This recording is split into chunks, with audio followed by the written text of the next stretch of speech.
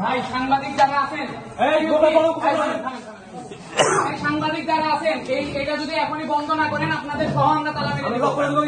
আমরা কিন্তু এখানে তালা মেরে দিব। আপনারা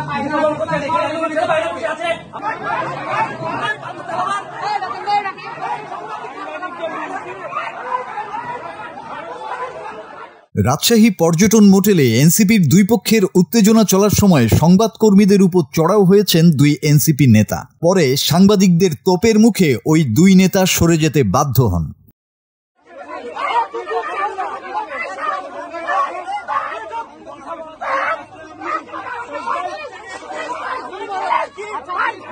বিকেল 4:30টায় পর্যটন মোটেলে পরিচিতি সভা নিয়ে সংবাদ সম্মেলন করছিলেন রাজশাহী জেলার নবগঠিত আহ্বায়ক কমিটি।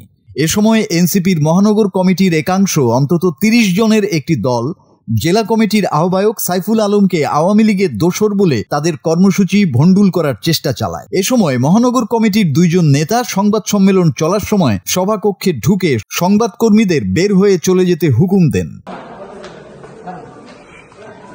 ভাই সাংবাদিক যারা আছেন, সাংবাদিক যারা আছেন এটা যদি এখনই বন্ধ না করেন আপনাদের সহ আমরা তালা মেরে দিব। আমরা কিন্তু এখানে তালা মেরে দিব। আপনারা যদি না যাওয়া হয় তাহলে দরজায় তালা মেরে ভেতরে আগুন দেবারও হুমকি দেন তারা। এখনই যদি এটা বন্ধ না করেন আপনাদের সাংবাদিকদের সহ আমরা কিন্তু তালা মেরে দিব। আমরা চাই না সাংবাদিকের সাথে কোনো রকমের ব্যবহার করতে।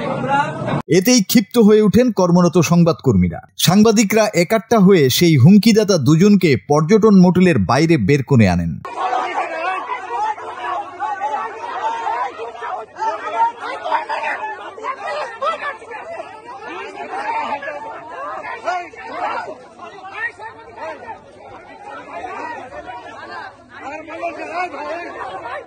দীর্ঘ সময় এনসিপি নেতাকর্মীদের সাথে সংবাদকর্মীদের উচ্চ বাক্য বিনিময় চলতে থাকে।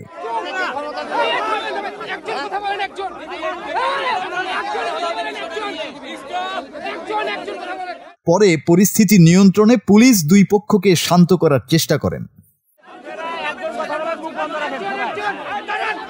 সংবাদকর্মীরা এই ঘটনার তীব্র নিন্দা জানিয়েছেন এবং জড়িত দুজনের বিচার দাবি করেছেন। ওই দুই নেতার একজনের নাম শোয়েব বলে জানা গেছে। এ ঘটনার সুরাহা না হওয়া পর্যন্ত এনসিপির সকল কার্যক্রমে মিডিয়া কভারেজ দেয়া থেকে আপাতত তারা বিরত থাকবেন বলেও জানান। সন্ধ্যায় সংবাদকর্মীরা পর্যটন মোটেল এলাকা ছেড়ে এলেও সেখানেই অবস্থান নিয়ে বসেছিল এনসিপির একাংশের নেতাকর্মীরা। Bangla TV news desk.